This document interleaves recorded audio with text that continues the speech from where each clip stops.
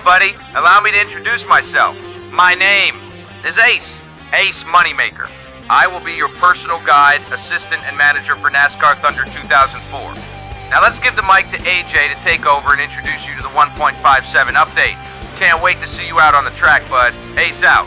Hello everyone, welcome to another NASCAR Thunder modding video, and we have a huge update for you guys. This is version 1.57, appropriately numbered, just by chance, but this is a really big update. This is absolutely a game changer. If you're brand new to the NT2004 modded stuff, if you're brand new to modding this game on PCSX2, I recommend you go to the website that I have. The link is at the top of the description and on the screen right now. Go there, go to the setup page, set up that way.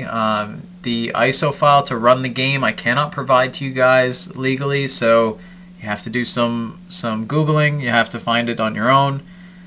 It's not super hard to find though. There's also a breakdown of the stuff I'm not going to cover today on the website. It is not up to date with this version of the tool, however. So some of the things mentioned on that website may be moved, and some of the steps necessary may have slightly changed, but that should give you a good idea. I think honestly, if you're new to this, you should read the setup page, do those steps, then skim through the other page that explains how to use the mod tool, and just look for the key components that you want to use the mod tool for. And if it's any of the things that I'm about to mention that we cover today, then don't expect to find it on that site. But I recommend going through the site first and then continuing this video. I know it's a time commitment, guys. I understand it's not the easiest thing to set all this up, but that's because I've given you guys, I've made it as easy as possible. I really have. But I've given you guys a lot of customizability, a lot of options to let you cater your Thunder 2004 experience to be what you want it to be, not just what, I'm not just setting the rules forth and saying here's exactly how it's going to play. I'm giving you guys options so you can have the experience you want to have. If you want it to be completely chaotic and mayhem everywhere, you can crank up some of the settings and enter chaos mode, and all that'll be covered later. But if you want a realistic one, or all these different things, like it's all in your hands as to what you want. Alright, so as I said, this is going to be a long video, so please bear with me. If you've used this tool before though, just make sure you watch this all the way through. I know you guys are familiar with using the tool, but there's a lot of new things and a lot of changed things that I must cover. Just to skim all of the things that are in this, so Rival Ally Disable option, Live Paint Tools update that swaps car numbers now. Also, you can swap whether they're full-time, part-time, all that stuff. Live difficulty adjustment, including going beyond the limits of previous ratings. The secret hidden rating I was looking for a few months has been found. It has been claimed. It has been completely dealt with, and now we have that at our fingertips here and can adjust that. I'll show you guys how. There's a button to force the AI to pit. There's a button for caution trigger. That one's actually been out, but I put a shortcut for it now. The qualifying times are fixed. You can properly import qualifying times or randomization thereof. We'll go over that. Green-white checkers are now an option. Surprise, I didn't even mention that one to Discord. And random event failures, we have tire failures, and we kind of have an engine-ish failure. It doesn't work like the blown engine in the game, but we have random tire failures, and those are fantastic, and I can't wait to show you guys that. Adjustable camera views, you could change your cameras around to be exactly how you want them, not just what the game has. Visual damage is more exaggerated now. I think it's a little more accurate to what it should be when you take big hits. So visually, the game now goes a little beyond what it used to with the damage. We have audio file support now in the mod tool, and by that I don't mean to swap the game audio. It's not anything like that. I mean that there's audio that the mod tool will play to inform you of random events, to inform you of a lead change on the Pylon, and a couple of different things like that. So and some of the buttons that you click will trigger some audio. The reason for that is part of the next part of the update is you can map controls from the mod tool to a controller or to your keyboard. So you can make a shortcut button to trigger cautions, or whatever you want to map that I've set up. So the audio cues help you essentially know when you push that button that it did actually register. And there's a couple of changes to the cheat options in-game or in the emulator.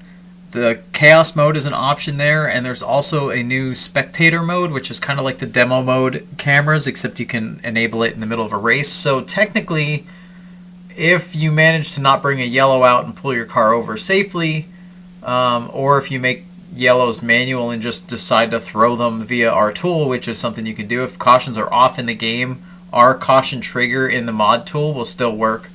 But yeah, so you can just park off to the side, switch to spectator mode, and watch races, which is something that's not been doable before by any means. So that's pretty cool too.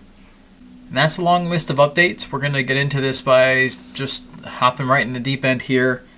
I don't know that it's necessary, but you may need to run the mod tool as administrator in order to get the live tools to work, but you will absolutely want to get the live tools working, because that is where a lot of things have migrated to it, and all of the new functionality is under the live tools. So you want this to work in order to fully experience the game in its new form.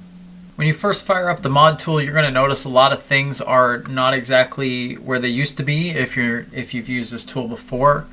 You'll see some of the tools that used to be down here and in different tabs are now up top to be visible at any point. There are a couple reasons for that. I don't need to get into the why, but we're just going to jump right into all the new features. So of the newer stuff, we've mentioned this before, the auto brake for closing speed when you run up on somebody, if you have this checked, that gets shut off. Graphical damage being increased, it does not make the physical damage worse, you check that here. Disable the rival and ally updates. These checkboxes are right here, and you can disable all of the rival and ally value changes. I mentioned mid-race here because if you already have a rival ally rating and you apply this to your PNatch file, then it's going to still have the post-race changes, I believe, when they kind of slowly work their way back to zero. But mid-race, if you run into people or you draft with them, that's what this is disabling. All right, you're going to notice there is a controls tab here. We're going to come back to this. I just wanted to make it known this should be visible, this tab, both when you're at the start of the program or if you're at after loading a pack. So I'm going to load 2025, and that should just set all this up. I'm going to go ahead and hit finish. Then once this loads in, it's going to take me to the control screen by default now. I might change that before this is out, so that might not actually happen for you guys. We're going to set the audio pack on. But we'll come back to this. I'll cover those things in a bit. Also, the qual times has changed to show up now after you hit finalize, because the qual times now use the live tools. They're not part of the actual patch that applies to the game. Just because career mode modifies the queue times via the game code, it actually modifies it after the fact, so based on your car rating. So I couldn't accurately get some good qualifying times that worked for both early career and late career. So what I did is I found where that data lives when you load into the track. So now you can actually change it at the track. It'll update all the qualifying times, and then you have exactly what you want for your difficulty. Alright, so we're going to start with the live paints section of the live tools here. So you just click this bullet point, it brings up this menu. What has changed here is I now have a preview of the paint that you have selected. So if you change one of these paints and you mouse over it, you can see that little icon changes, and then the preview's over here. As long as there's a rival ally image in the driver's folder, this will update. Some of the packs don't have rival ally images for all the paints. This will probably remain blank, so I can't really help that. If they don't have them in, they don't have them in. But if they do, you can see what your paints look like here. I want to note that the core pack and the sub packs, whenever you save or load a pack, they actually save and load what paint scheme is selected. So if you change these manually to be, a specific event or whatever you want, you could save a sub pack to keep that set of paint schemes and all your other settings as well. As per before, there's a randomize button as well, so you can randomly just change the paints up and see what comes out. You have to have the game running in the background to be able to apply to game. Otherwise, if you click apply to game, it's not going to do anything. But the one other thing that got added here, this does still exist over here on the finalize tab, the full-time stuff. But all of the stuff on this tab is for when you generate the PNATCH. That's what everything here affects. Back here on the live paints, you can also change whether a driver is full-time, part-time, set as a fantasy driver, or completely disabled where they won't show up in anything. You can control that here as well. So the only thing to note, if you change it here, it does not update here, this table. I didn't get a chance to do that. However, if you generate PNATCH after you make changes over here, it will be whatever you last changed. So I only recommend using the live tools when you're live editing. I only recommend generating the PNATCH and the paints when you initially load a pack, when you initially want to get the files ready for the game. But once you're loaded into the game and everything's set up, then you should mess with the live tools. But I can show you, let's set, if we wanted to, I don't know, maybe we have a playthrough and we want Gregson to be part-time for some reason. You can just do that and hit apply to game. It'll say whether it's connected or not. That should update. And then if I switch over to the game here, you can see now next to Gregson he is part-time. But if I switch back over to the mod tool, you can see if I change him again back to, let's just set him to fantasy and hit apply. And then in the game, if I switch off and onto him, you'll see he's listed as a fantasy driver now. I don't have a separate icon for that for the 2025 pack. There's no new icon, so it's the old one. But you can see that works. I do see the year setting is incorrect though, next to the car name. I'll have to fix that before this is released, but I do see it, so you don't have to comment. I see it. Very important thing to cover when you want to customize the roster via the live paints options here. You absolutely must uncheck default paint schemes and default roster data. These two options will set everybody to the defaults of whatever was set when you hit finalize. When you generated paints and PNATCH, whatever paints are set, whatever PNATCH or whatever roster is set, those two things are saved as default paints and default roster. It's whatever was set when you generated. Now, the live paints themselves, in order to update the paints, in order to update the roster, you can uncheck the paints if you don't want to change whether people are full-time, part-time, and you can uncheck the roster if you want to be able to change that. So paints for this, for what schemes show up, and this is for the roster. So make sure those are unchecked when you want to update the live paints. All right, next up we're going to cover the live controls option here. This is pretty much where you're going to be when you're racing, when you're playing the game. So the first thing I want to point out is this connect and load driver data. You need to click this every time after you've gotten to a track. It does not need to be when you're on track. It can be when you're just at the track. So I'm going to load in to a race. When you're at this screen is the earliest you would want to click connect and load driver data. Now, if you ever get on track and you have issues and things aren't working right, you can just click connect again. Or click disconnect and then reconnect. Either one's fine. I think the combo is better to disconnect and reconnect. That way you're sure it gets a fresh connection and data. You can do that when you're already on track, and it should work totally fine. So if you have issues with connecting from here, that's just know that you can reset it without having to leave the game, without having to reset anything in game. I recommend also to use save states just in case something goes wrong. Just do a save state when you're at this screen before you connect and change any data, just to be on the safe side. So once you're in the race weekend, the first thing you're going to want to do is when you're qualifying. Actually, back up a little bit. First thing you want to do is select your event stat adjustment for the event that you're in. This now actually populates based on the schedule tab. So whatever schedule you're running, make sure you load it here in order for this drop down to update. And this will cross-reference from your scheduled events over to your track. I actually don't have Rockingham. It'll also say what track when you select a different one here. It'll show up right here by your difficulty settings.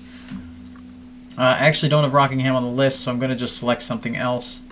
But you just go ahead and select what event you want to apply, and it will tell you what track it is right here if it's not already apparent.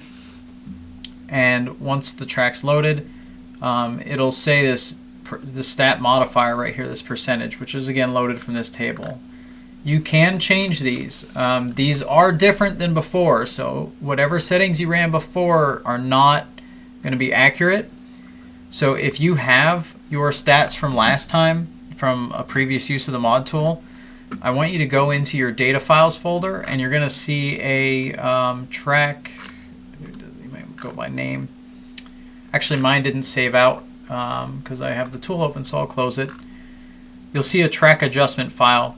If you delete this file, if you've used the tool before, just delete this file, and when you load up the mod tool, it will set up the defaults based on what I've set up. I actually ran a few laps at each track with the default setup to try to get an accurate representation of each difficulty for each track type by itself. The main reason I made this events, by the way, is so that as you're playing through career, you can switch from one to the next pretty easily rather than having to look for the track itself. But once you've selected the event you want, it's going to cross-reference, like I said, that schedule and find the track. And this apply qualifying times button is what we're going to actually look at next. So your qual times table, you don't have to update this unless you think my qualifying time range is a bit aggressive. But essentially what I did is I tried to make it so that pole time is pretty much target for 100% rated car with the default setup, and 35th place is a 50 rated car with default setup. So that's the kind of range I aimed for these. I had to do qualifying laps each track, but I only really did one attempt at a 100 rated car and a 50 rated car because it's a lot of laps, it's a lot of tracks, it's a lot of loading and all kinds of stuff. So if you adjust these and then hit save, it'll save them out to a file, so you should be fine with that. But otherwise, I don't know that anyone will need to mess with these unless they're looking to mix up the challenge, or if you're running open setups, you probably want to do that. But yeah, you can change the pole time and the gap, and then it will automatically estimate a 40th place value. So if I change this to 0.01, you'll see that that changed over there. But yeah, so the pole target will be somewhere around this, within this gap, essentially plus or minus this amount for pole time. And then second place will be pole time plus this, plus or minus the same. Like it stays, it's pretty much, this is your gap position to position, as well as the variance that can happen to the pole time. That's probably the easier way to explain it. But anyway, on the live tools, when you're in qualifying, so if I look at the qualifying stats right now, here's, oh god, Alfredo got the pole, wow. Here's all the queue times. But if I hit apply queue times I have Daytona selected, so they're really going to change. So I hit apply qualifying times, and if I pop back out, you'll see that the times have changed. So really, you just have to hit that button one time while you are on track for qualifying, and it will update all the queue times. to whatever track, whatever event you have selected. So I'm going to apply Atlanta, and you see the times changed again. So it's just that simple, and it will, again, applies from this table, so if you wanted to adjust them on the fly, you can. Be warned, make sure you do this before you qualify. I don't know if it would work after. I don't think it will, but I really don't know. I haven't messed with it.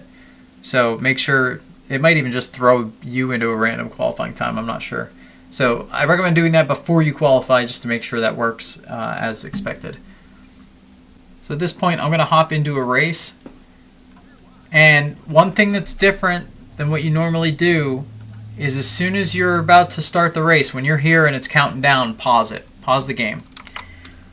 When you pause the game, then you want to set up all your stuff for your race and hit this calculate and apply button. And what I mean by set everything up, so let me go through a couple of these settings. One, you have your number of players, how many people are playing right now, whether you're in season mode, single player, whatever. You should have already set this, but you know, whatever mode you're in, how many players you have playing the game if you're doing split screen.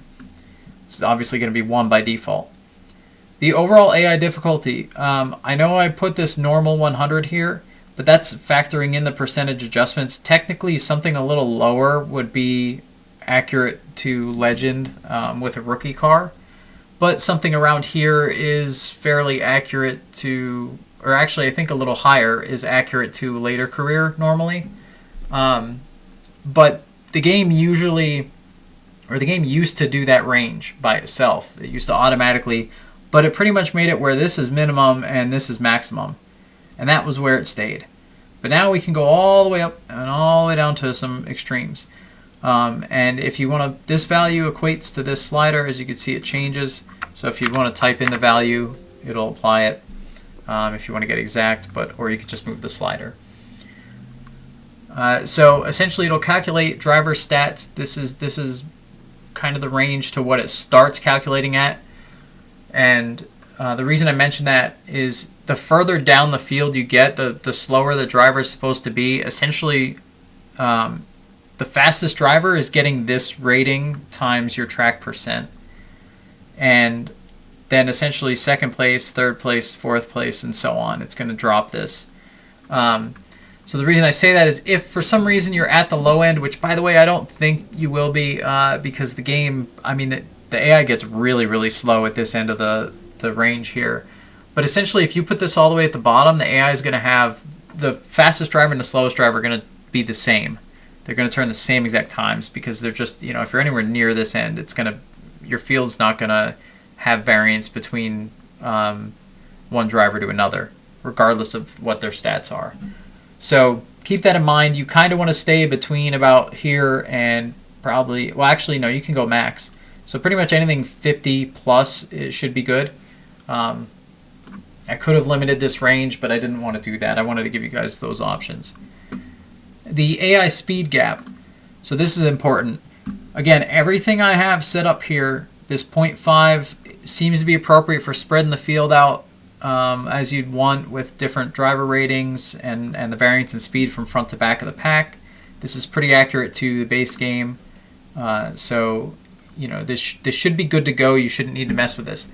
However, I want to note, if you go to a super speedway and you want the field to be exactly the same rating and race in a pack a lot better than the base game, you could set this to 0, and then anybody has a shot.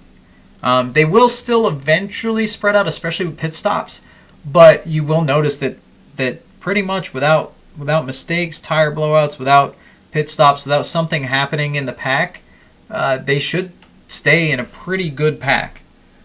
So don't be afraid to try that for super speedways.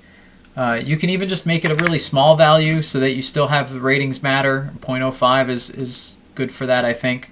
But 0.5 is the default I recommend for anything across the board, minus maybe the super speedways if you want pack racing. But if you feel like the field needs to spread out more, you could raise this value. If you'd like them to stay closer together, top to bottom rating-wise, you could lower this value. But know that setting it to 0 means you're getting a completely random field of who's going to win, lose. Their ratings do not matter anymore. The only stats that are still in play are their aggression, their defensiveness, and stuff like that. But their speed and how much power their engine has and their driver abilities for that are equal if you set this to 0. I'm going to go over the rest of this stuff down the bottom in a moment, but let me shut random events off for the second. So once you start the race, this is what's pretty handy, is unlike any racing game I know of, if I hit calculate and apply stats, you first of all, don't click this unless you are on track for the race. This can have adverse effects. Also, again, I recommend doing a quick disconnect, reconnect before doing that. We'll go ahead and hit, once you're on track and you've resynced everything, hit calculate and apply live stats and difficulty, and it will do so. This race will just play out as per normal for Rockingham with 2025 cars, which I know is not really the case, but that's fine. We can do whatever combo we want. So one thing you can do, you could hit stop applying. If you're in the middle of a race, I don't know any racing game that does this, that lets you do this, but I think this is fantastic. If you're in the middle of the race and you think this track, maybe you run 5-10 laps and you're like, man, the AI is kicking my butt here. You can go ahead down to the track that you're at. Now, I have it set to Atlanta, so we'll just do Atlanta's for example. But you could go ahead to the track and adjust the speed of the AI by changing this. I recommend not changing it in more than increments of 5 because it's pretty sensitive actually. A change of 5 makes a pretty good difference. Unless you're way off pace or something or way faster than the field, maybe you'll want to change it by 10. But I recommend not changing it too crazy. So I'm going to actually leave that go. But when you think the AI is too hard or too easy, if it's your first time at a track, change this value. But once you've gone to every track and you've got these values where you want them, number one, I recommend backing this up because if the program ever crashes, this gets saved out blank, which is not great. But that track adjustment, CSV, just copy and paste that file, make a dupe. But yeah, so once you have all these set, if you get later in career and you're like, it's kind of just too easy overall, then you'll want to take this slider and adjust it. Now, any of these changes, if you hit stop applying, so right now they're applying, if I hit stop and then I change any of these values here or this slider or the AI gap, if I change any of these values and then I hit calculate, it's going to apply the new values. So let me show you that. Now again, I recommend changing percent adjustment first when you're new to a track until you got everything where you want it. But I'm going to just change this just to show the changes. So I'm going to crank it way up and I'm going to hit calculate and you're going to watch everybody go flying away into the distance very quickly. They're going to outdrive the heck out of me because I'm in a default set and AI's speed is ridiculously fast now. I'm actually keeping up better than I thought I would. But there they go, blazing through the turns. Just blowing us away. So that applies live, but if I hit stop and then I adjust this back down, let's go way down, just to show the extremities of it, and hit calculate while still on track, and suddenly the whole field is just slowed down. Now this is their new pace. So it's very, very easy to find your setting that is optimal for you difficulty-wise. You can very easily change it in the middle of a race and get the exact challenge that you want per track, middle of the race. If you don't like it, you could change it. It's something I don't know why other racing games haven't allowed you to change difficulty mid-race. For games like Thunder 04 where there's 3 difficulty settings, I get it. I could see where it's not that big a deal to change it mid-race.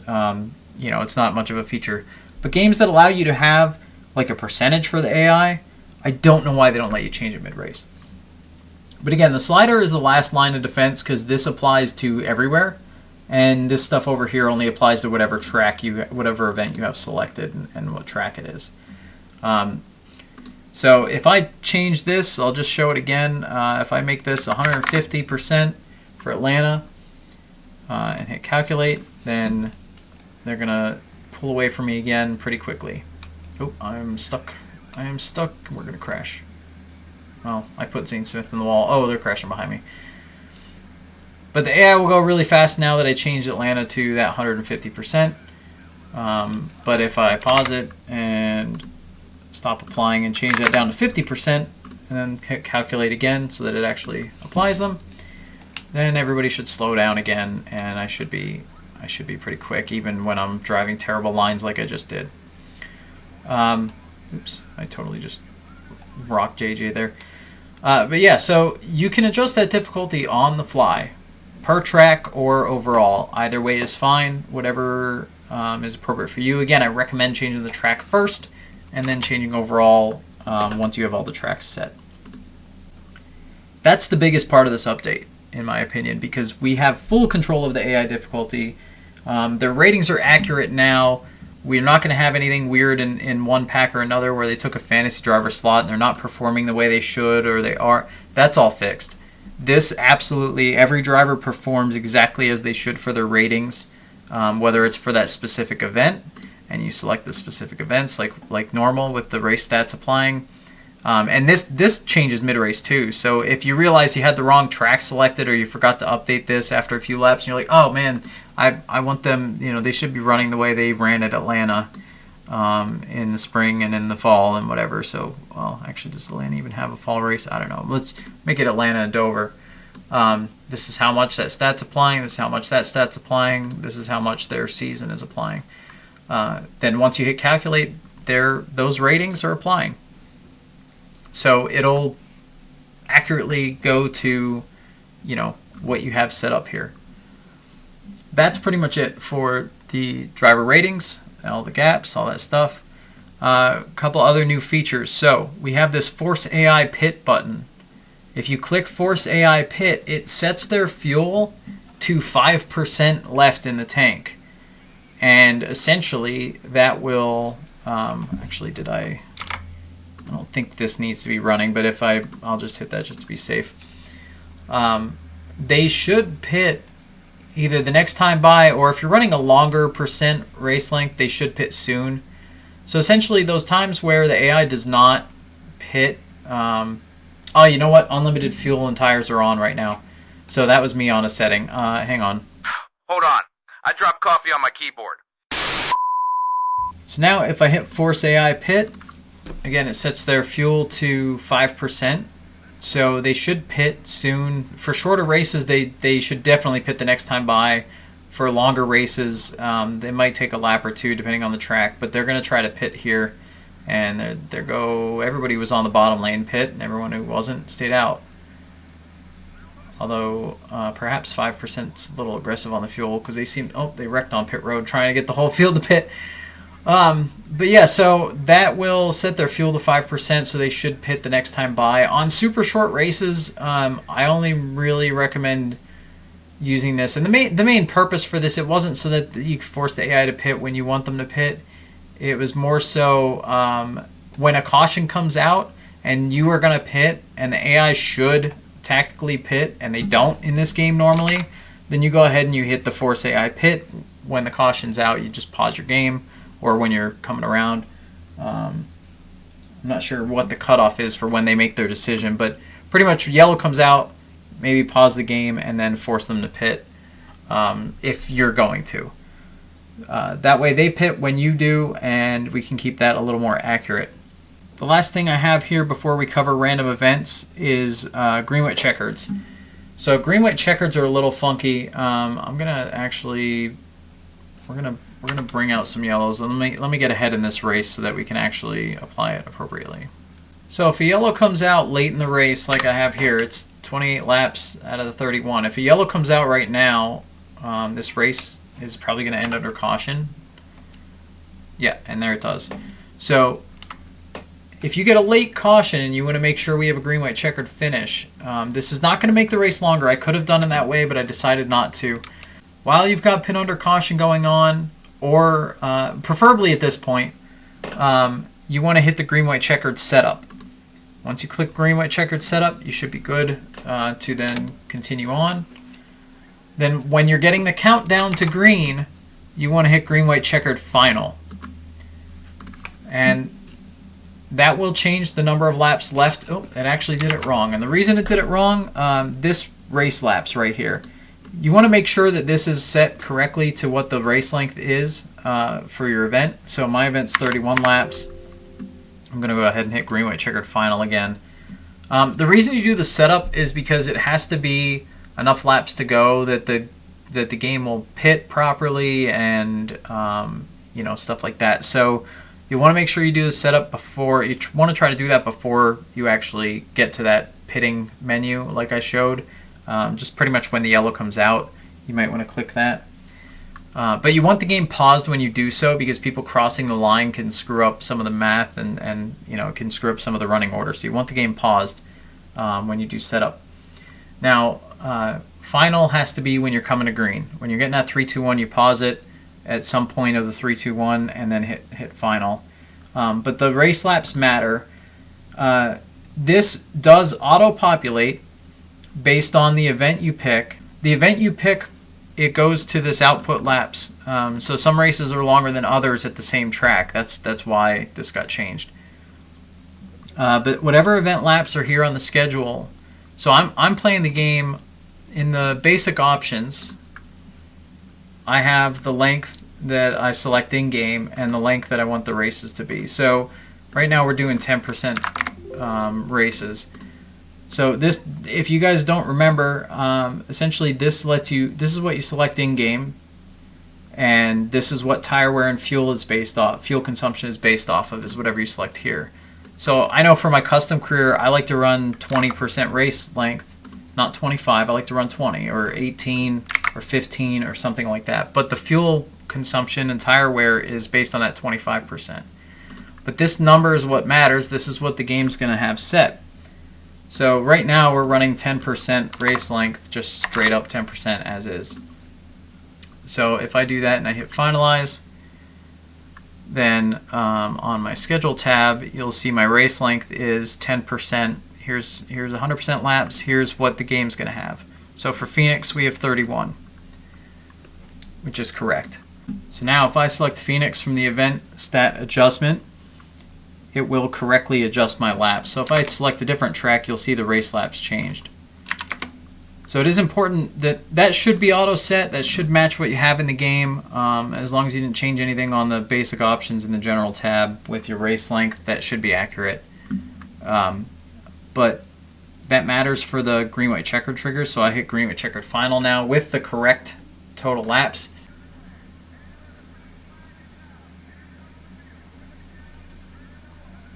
Am I lapped? Yes, I'm lapped. Okay, so these numbers are right. I didn't realize I was lapped. Oh, actually, no, I wasn't lapped. I'm lead lap. It just takes, sometimes it takes till the start finish line for that lap counter to update in the top left, but that was the 2 to go sign right there, and next time will be the white flag. Alright, so last but certainly not least of the new live controls here, we have random events. Now, random events are tire blowouts and or engine failures technically, though I called them quick retire because it's not the engine failures we know where the car starts smoking and they slow down and get on the apron and drop out, or maybe repair and come back later. It's not that sort of failure, unfortunately. It's actually more like when you hit the wall and your car blows up and it just, you lose control of it and it parks it to the left as quick as it can. That's essentially what happens, but it can happen to the AI now. So that's what quick retire means. I have it disabled. I just want tire blowouts to be an option. Multiples on one car is just whether multiple events can randomly end up on the same driver. So somebody could blow a tire more than once in the race, the same person. That's what checking that does. If you have this unchecked, then essentially no matter how many events you roll, something's only going to happen to each driver once at most. Checking player events. So player events matters because that's essentially whether you want to be part of the roll. So Random events, you can have a random engine failure with quick retire on. You can have random tire blowouts with this checked. So you're part of the mix with the AI cars in the randomization as far as who has a problem. If you do have tire blowouts and quick retire both checked, you can control the chance for a failure type. Don't mind these messages popping up. But you can control whether a tire engine has more of a probability. But essentially I'm just going to tire blowout, so this doesn't matter. Now events minimum and maximum, so if you want a truly random amount, you can set this range to be, I kind of like a 0 to 5 sort of range for a 25% race. I haven't really toyed with it enough to get final numbers, but you can change this to whatever you want.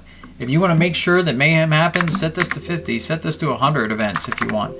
It doesn't matter, it will do that many.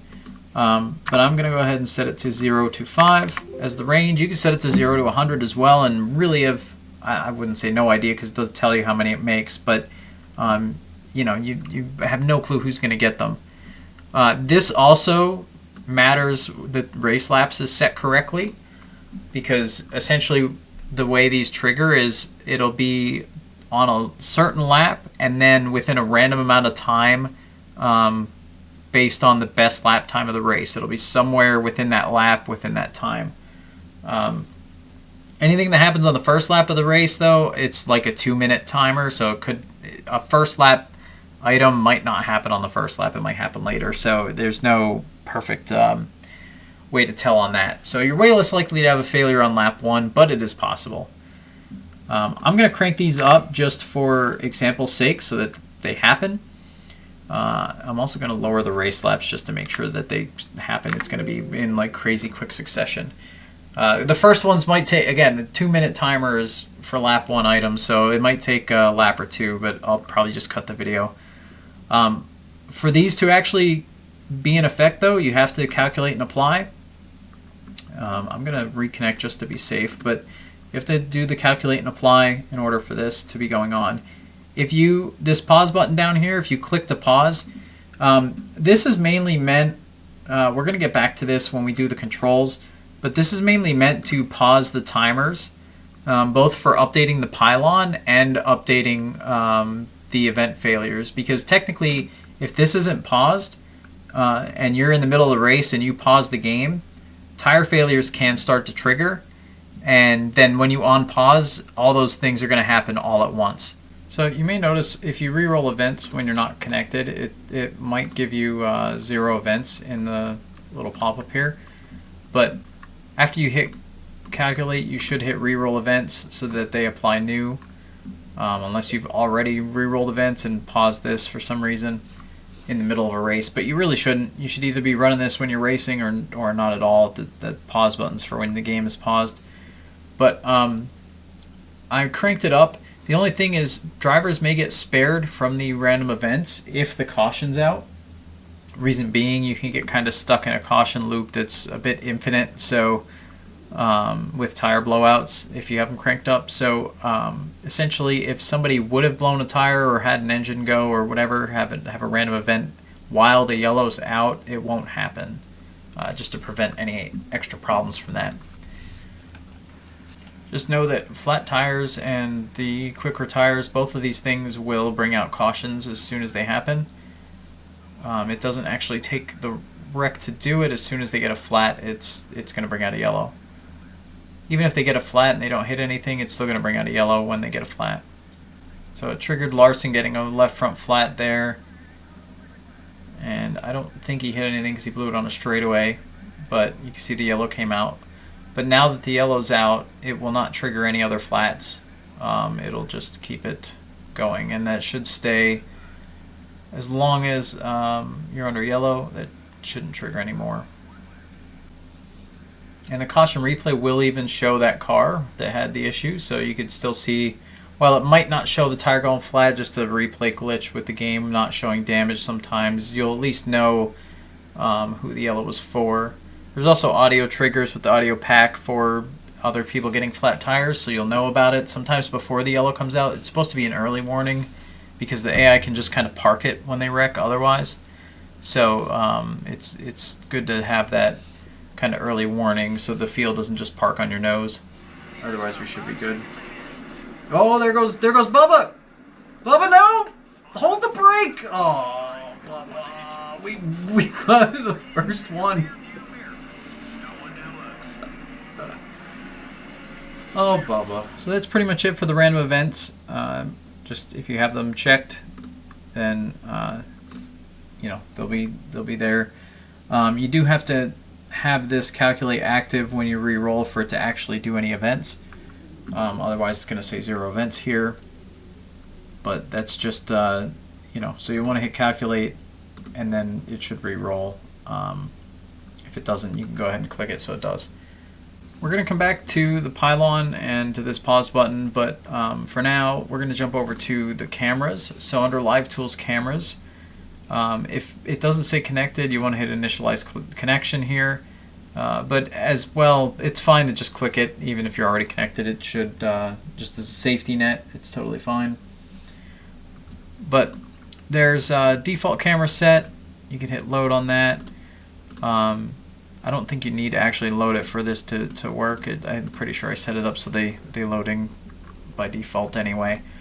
But if you want to change your cameras around, so let me just, so I'm on the nose camera right now, and if I pause the game and change this nose camera at all, then hit apply, it should change it. Hang on, let me pull over somewhere. I recommend doing this in qualifying or practice, somewhere that it's not a big deal.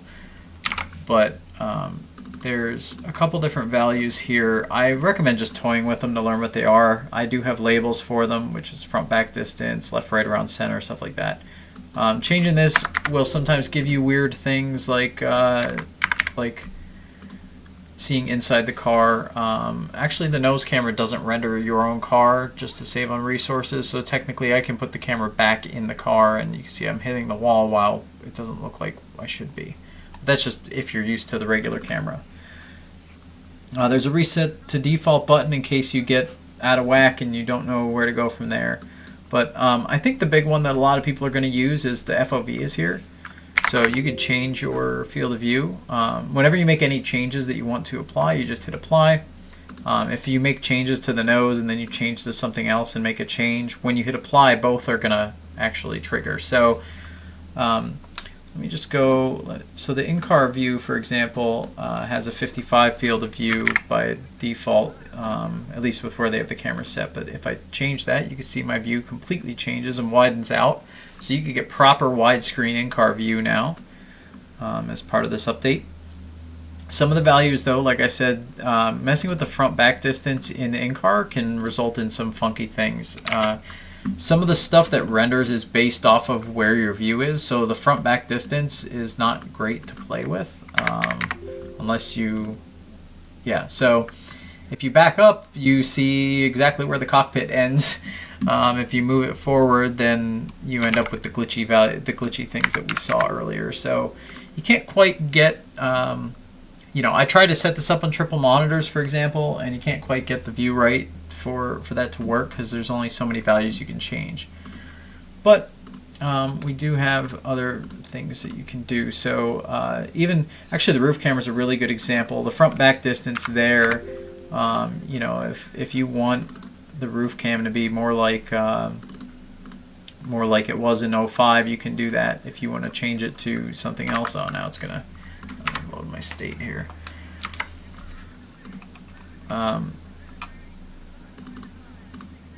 But yeah, so if you want to move it back, oh my goodness, game. Let me hold on. I'll be right back. We're gonna shut caution. Ah, damn! Hold on. What, you stupid piece of.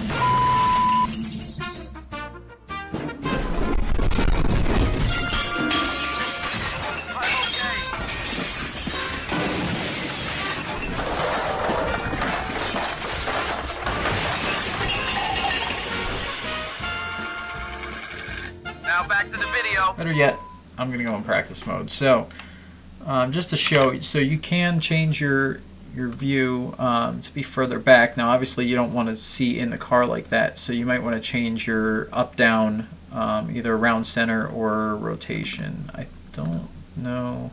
Yeah, that one. Some of these don't do anything in certain views. They're not used in every camera view, but you can see this up down value. So I could make a camera that's more of, if you want, just more of a, you know, rear camera. And you could type in values if you want. You don't have to just hit the up down to change the number by a solid amount. You could change it by a smaller amount. But you can see this this changes things. So I could even offset it. You could make a passenger side cam that's on the passenger window if you want. You could pretty much put these more or less where you want, with the exception of rotating around itself. Like you can't face the camera backwards very easily. I do have one way to do that, but I'll get into that when we get into controls. But yeah, you can see we can completely change the views, and you know, whether it's just the field of view, you could go extreme if you'd like, or you know, if you wanted to go to something ridiculous, that might be a little too ridiculous, but you could do that, and you could change your angle. What's my angle here? Oh, that's left, right. Sorry.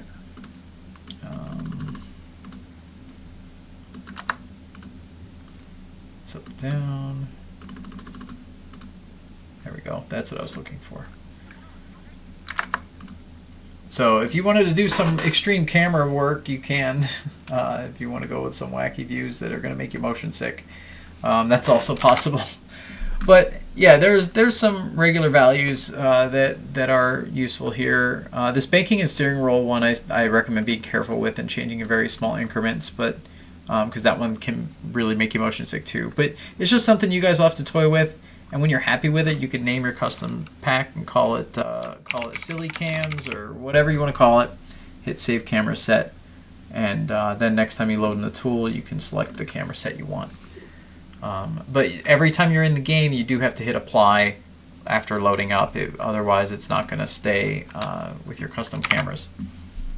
So again, if you hit reset to default and hit apply to game, you can get back to them. Actually, reset to default, just for the record, only does whichever one's selected. That's why the button is in this box within the controls. So make sure you do that. But if you load a camera set, it will change all of them. This is really good for YouTubers as well. So if you want to make a custom camera set to get some cool you know, shots of different action or different views and stuff like that, you can save a camera set that is kind of, you know, your thumbnail chaser or whatever you want to call it, or a paint scheme. Somebody who's doing paint schemes and wants some on-track shots of the car, you could change your cameras there as well and get some better angles of the car in action, or at a scenic location or something like that. All right, for the next part, I'm gonna have to unmute my mod tool. Actually, I have to get it to pop up first. Yep,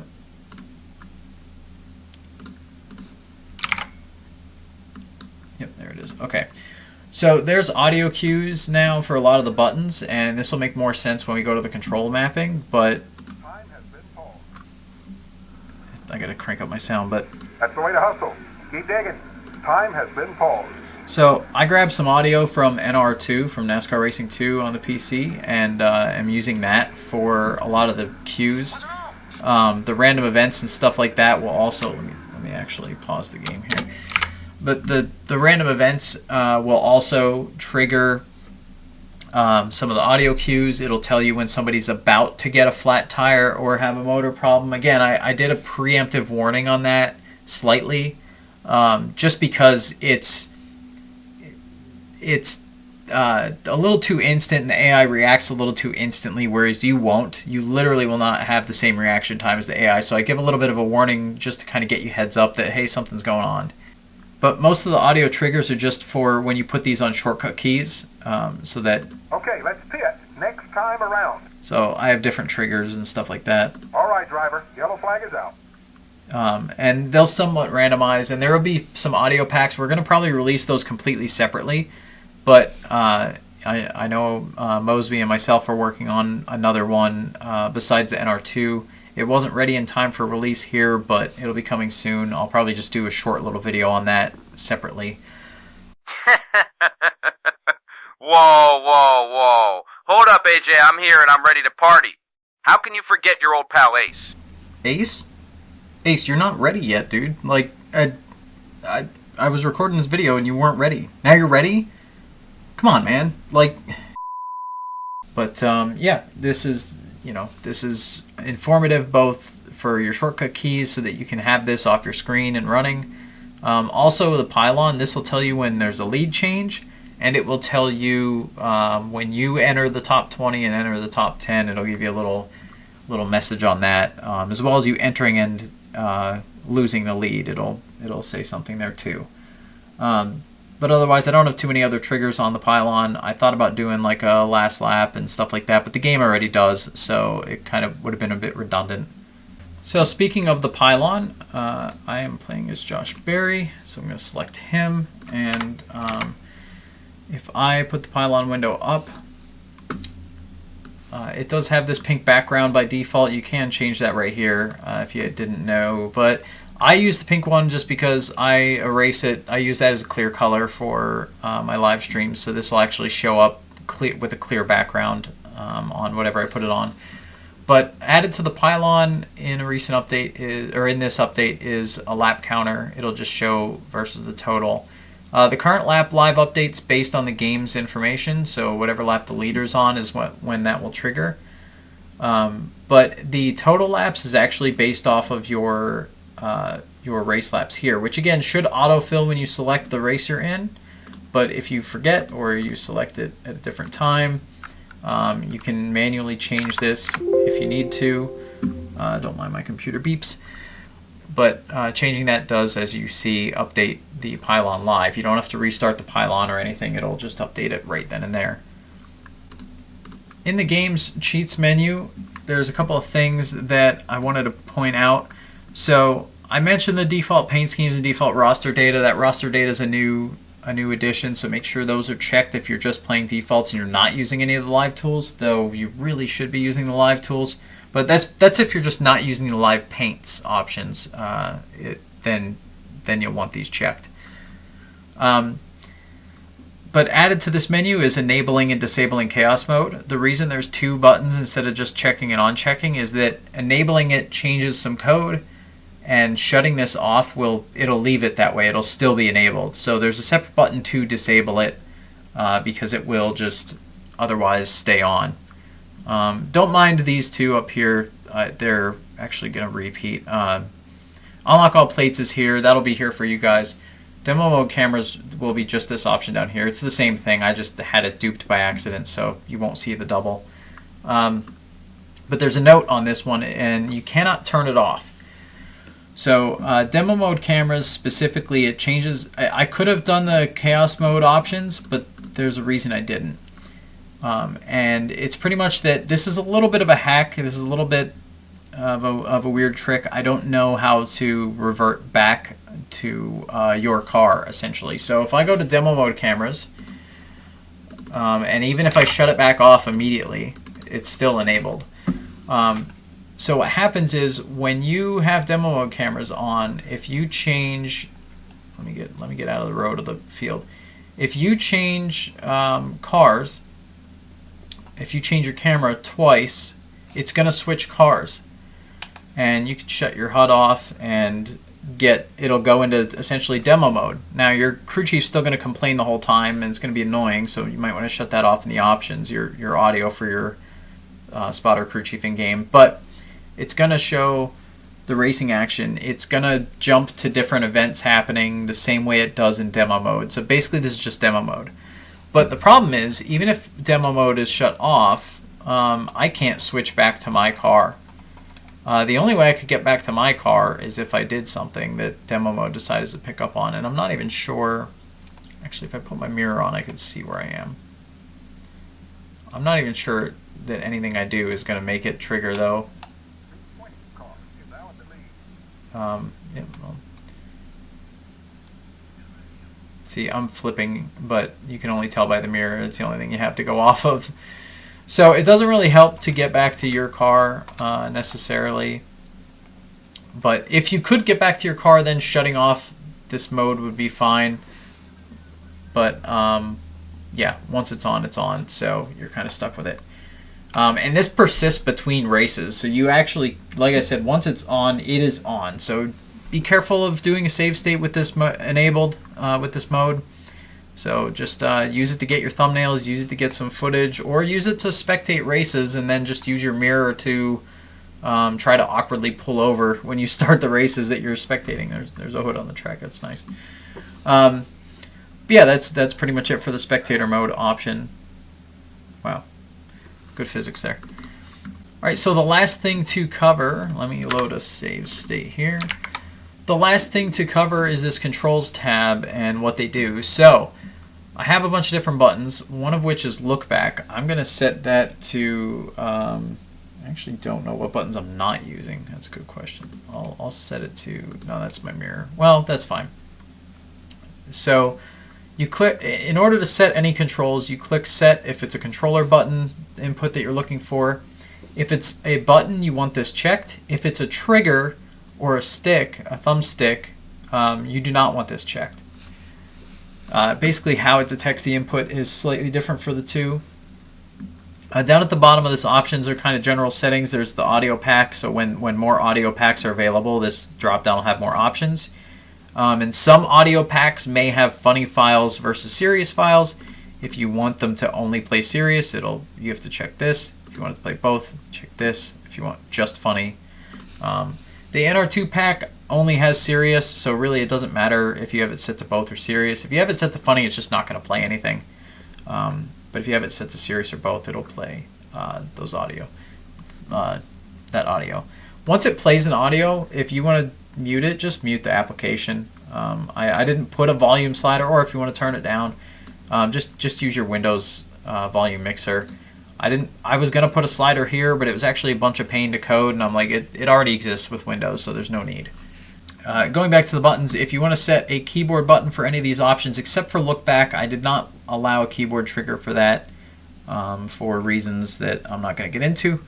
But all these different buttons trigger things. So over here is your Pylon controls. We'll come to them in a second. But essentially, our options are a look back button, which only works for the chase cameras, chase and far chase. This does not work in any other view, just because of how they coded the cameras for the views and how I'm kind of, air quotes, like hacking the look back option. So unfortunately, that only works for chase and far chase. Trigger caution is the button that we have in the live tool here, this trigger caution option. Essentially, you can map that to something if you want to be able to trigger it from a button, which again is why we added the audio pack, so that when you trigger the caution via a button on your controller or on your keyboard, you know for sure, like, hey, it actually worked. It actually did what it's supposed to. Apply qualifying times. There's a hotkey for that. I doubt many people will set or use it, but it's there if you want it. Force AI to pit. Again, these are just these options here. Force AI to pit is there. Green, white, checkered, setup, and final. That's these two buttons here as well. And live stat, apply or toggle, and that essentially toggles this right here, whether this is applying or not. Reroll random events is that button that we have here. And game pause. So this one is, if it gets desynced, you can use this to resync. So essentially game pause, let me set that. So I'm going to set that to my start button on my controller. And Time has been paused. so I'm desynced right now. So I'm going to click to pause. And that controls whether the game's pause or not. That controls the Pylon interval timer updating. That controls, so that the interval will actually stay accurate even if you pause the game now. That's something I fixed, as long as you have your start button, your pause button mapped here. And if it's desynced, you could click this button to resync it, essentially. But if I go into the game, you'll hear my NR2 spotter. That's the way to hustle. Keep digging. Time has been paused. So Keep digging. he'll Time has been paused. trigger a different message depending on whether I'm pausing or on pausing, and you don't have to have the tool up for these to trigger. You can just be playing the game. As you saw, I have the window swapped. So essentially, that like I said, it stops the timer for the Pylon. It stops the timer for the random events, so that they don't trigger while the game's paused, because that could be a problem. So that's really important to. I think that's the main control. If you only map one control to your game inputs, it should be this one. Now all the Pylon ones. So there are all these options here: showing and hiding the Pylon itself. Whether names display or not, whether you're showing a stat, a lap number, rival, ally, which only works in career mode anyway, from the previous settings, your best lap time or best lap speed. Oh, I gotta move those boxes over, note to self. I'll fix that before release, don't worry. And the intervals as well. So these options, these controls will jump to those modes. Whatever button you set those to, it'll jump to those. And the last one will cycle through all of them. So it literally would be a button that will cycle in this order. So it'll go no stats, lap number, rival, ally, best lap time, then speed, and then interval. So it'll cycle through them all. Every time you press the button, it'll go to a new one. So if you're only going to set one button for the Pylon, it's probably this one, so you could cycle through the options that show and or the one that toggles the names, whether you have names or just the number icons, because I think that's another one a lot of people don't use because it looked nice to have it that way, but it also isn't something that like is you know, you don't want to be clicking in this menu during a race. So essentially that's what these buttons are for. And that's it. That's all we have for the update. Like I said, I'm going to update the Pylon. I have to fix that there. I'll put a note here to fix that. But yeah, the audio packs, you technically could make your own audio pack. Let me go over that just a little bit before we call this a video. So you'll notice in data files, there's an audio folder. And in the audio folder, there's voice, just in case we add other stuff. Right now, I only have voice. So what you would do is essentially, I'd recommend just copying the existing one, duplicating this folder, renaming it to whatever you want your new pack to be, and then just go in and delete out the existing files. So essentially, the way this works is it will look in certain folders for certain triggers, and your messages, they have to be WAV format, first of all. But this folder is literally just for the word car. So if you want them to say car 43 blah blah blah had a tire go down, you know, then you have to have them saying car by themselves, by itself here, and then in the numbers you would have I'll go through the numbers actually. They have to be set up a little differently. Driver names also, as long as the name matches what it is here, it will read out the names for the lead change and for flat tires. I think I have it set up for the names for flats. I might not. I think I do. I haven't tested that. But obviously the NR2 spotter doesn't have any names, especially the modern ones, but other packs, you know, it never even read names out for the old stuff either. So this spotter won't have them, but other ones might. Caution. So now what I didn't mention is if you put multiple files, so names and numbers excluded. Names and numbers have to be very specific files. But everything else, so I have 5 different triggers for the caution. So All right, come on around to the caution. All right, come on around to the caution. you pick the same one. All right, come on around to the caution. All right, Are you come just on gonna around pick to the same? caution. You're just gonna pick the same one. All right, driver, yellow flag is out. There it is. My God, what are the odds? Okay, the caution is out. So he'll randomly pick a different file in here. They don't have to be named anything specific. These are just what they were named for NR2. I left them the same. You do not have to rename these files as long as there's a .wav file and it is in the correct folder, then it will randomly pick from these. So engine failure and tire failure, there's things that are a little different. So engine failure, these are all if an AI has an engine issue, or sorry, the quick retire is what this actually is, but this will also be used if we ever figure out engines properly. It'll be used there. And then there's a folder for the player, which might be different messages for when you have an engine issue. So green, white, checkered. So there's the setup audio files and the final ones. The names, as I said, the files need to be this one, names and numbers, the file name matters. So if I had an audio file where they say Josh Berry, I'd have to have it say joshberry.wave like that. And then if this was him saying his name, then it would play that file as part of the call out whenever it involves that driver. But if it doesn't exist here, it goes by the car number. The number callouts. So you have to have exactly these files for the number callouts. 0 through 9 for any single digit or even triple digits. It'll go like the 023 car or the 123. Like instead of saying 100, it just, well, if you wanted to, you could record it to say 100. Actually, no, that wouldn't work. Scratch that. It's just it would go the 123 or 157 or whatever. Now 10 through 19, because they're, well, we need every 10, so 10, 20, 30, 40, 50, 60, so on up to 90. And 11 through 19, because these are pronounced differently. You don't say 10-1 or 10-2 or 10-3. You say 11, 12, 13. There's special words for it in English. 20, if it was 21, you say 20, and then it's going to play the 1, so it's going to say 21 in succession. So it will link those together, the program will. So this is how many files you would need to have it call out every number possible from 000 to 999. Although I think it would say 999. I think the 000 would say 000, but 999 would say 999, like I just did. So instead of 999.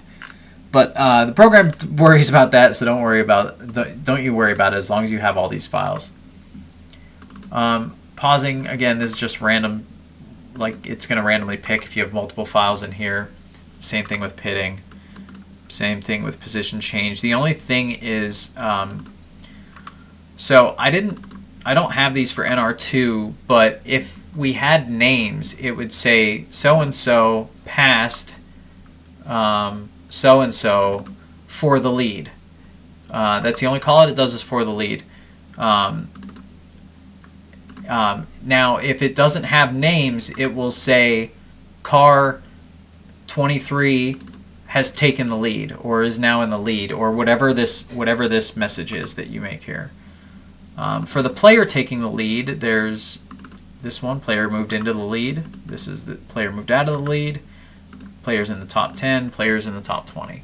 So you could record those or make those whatever you want to be, and you could put multiple files in. They don't have to be named like I did. They can be named whatever it'll randomly pick from here. Qualifying, just to let you know that's just a trigger when you apply the qualifying times. Start of the race is actually when you click calculate when you are applying those. The is literally the word the, which is used in one other spot, I think.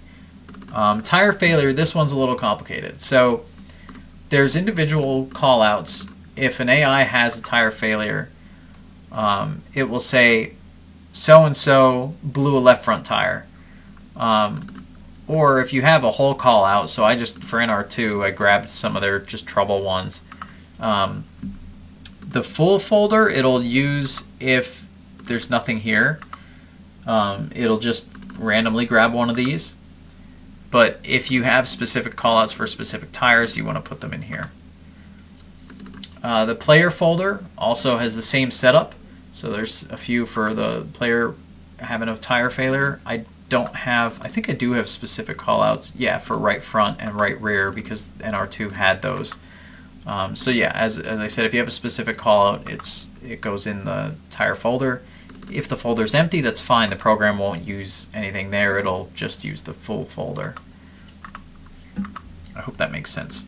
And then on pause is the same as pause, just random files. So really, as long as you match this structure, and put it, have your serious and funny folders, you should be good to go. Next time you restart the tool, it'll check this folder for other folders. So if you have another set, it'll be in that drop down on the controls right here, and you can just switch your audio pack really easily. Oh, also I have a note here. When you're setting a control here, you'll want to, if you want to clear it out, so maybe my look back button, which I didn't show, I'll show the look back in a second, but if I wanted to clear it out, you click on set and then you hit escape and it'll unset that control. So I'm going to go ahead and set that. And so, well, if we weren't interrupted by a yellow, you can see my look back button works just fine. I thought about making it a toggle. I didn't do that, but maybe we'll do that in an update.